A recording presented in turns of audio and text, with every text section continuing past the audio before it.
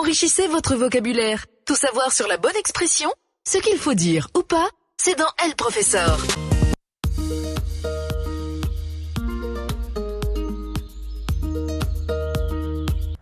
Mesdames et messieurs, très heureux de vous retrouver aujourd'hui encore dans votre capsule didactique éducative Elle Professeur. Eh bien, aujourd'hui, nous allons tenter de parler de façon très succincte des verbes impersonnels ou encore des verbes unipersonnels. Qu'est-ce que c'est? Alors, il faut retenir tout simplement qu'un verbe est dit impersonnel ou unipersonnel lorsqu'il ne se conjugue qu'avec un seul pronom personnel, qui est le plus souvent « il ». Ce n'est pas comme les verbes que vous connaissez habituellement, chanter, parler, manger, se balader. Ces verbes-là peuvent se conjuguer avec tous les pronoms personnels, je, tu, il, ainsi de suite, jusqu'à la fin.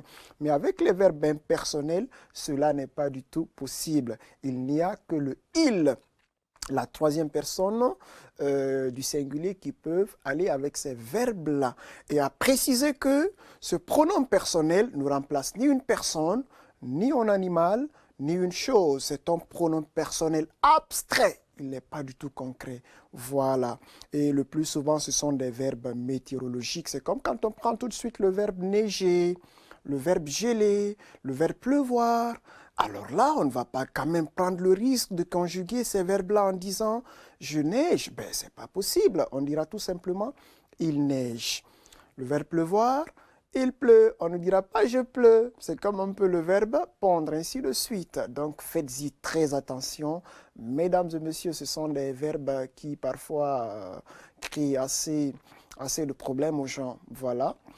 Et sans plus tarder, nous allons embrayer avec l'expression du jour qui nous dit ceci, être fier comme un pou.